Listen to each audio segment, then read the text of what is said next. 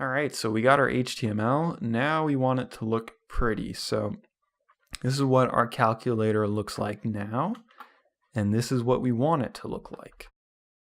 So we're going to be using CSS files, which are style sheets. So basically what happens if we right click on this in Google Chrome and hit inspect, you can see this div calculator. So this is one element, and then like that's a body element. So this ID equals calculator. Everything in here is in this div, and we can control it with our style sheet. So if we want this to get pushed to the middle, we'll use that ID that we used in the previous video. So let's see how this will work. Head back into Sublime, and we'll create a new file. So Control New, and we'll hit save as style.css. Okay, now we have to link our HTML to that style,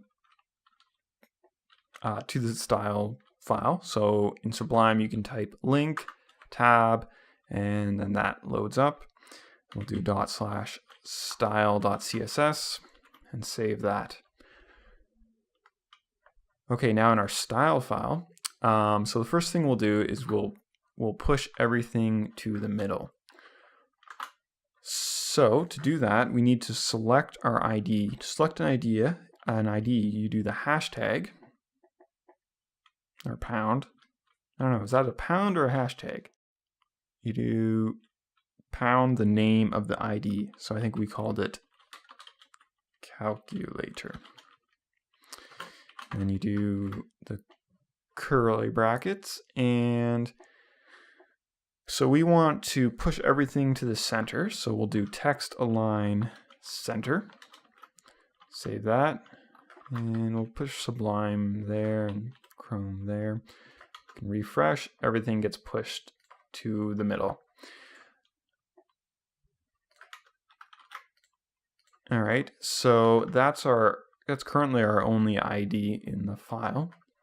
We can also modify elements directly. So like the text area here, we can modify it just by typing in text area in our style sheet, and then the brackets, and we'll do text -align right, and we will do, so that's going to push the 0 over there. We'll change the width of it to be slightly bigger, 400 pixels, and we'll change the font size to be quite a bit larger. Put it to 50 pixels. So save that. Now any user could go in here and change this, so we're going to disable that. So that is resize and none. So we're just adding in all these attributes in our style sheet. So now users can't resize it. Okay, now we want the buttons to look a bit better. So we'll do button.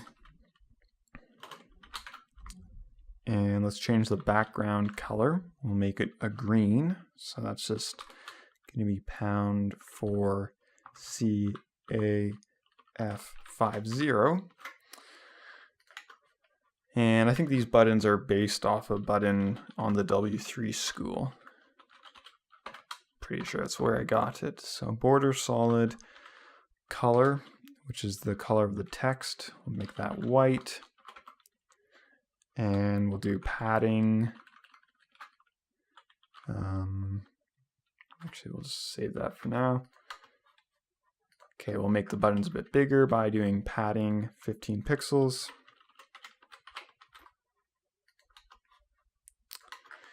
We'll do text align center,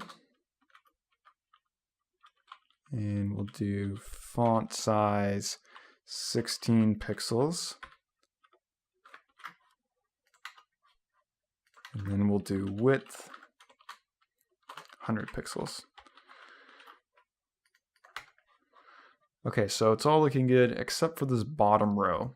So we want the 0 to basically be the size of 2 buttons. So in order to do that, we're going to add in another ID. So go back to our HTML, find the button that's 0, and add in an ID equals 0. So save that. And then it's the same thing that we did up here. It's just hashtag 0.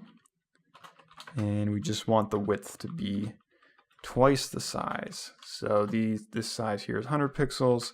So this will be 200 pixels plus a little bit for the gap in between. So 204 pixels. Save that. And there we go. Okay, so that looks kind of how we want it.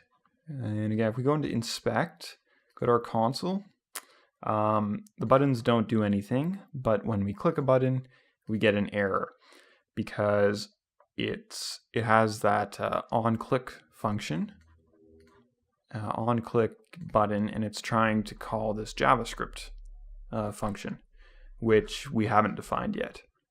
So that's what we'll do next.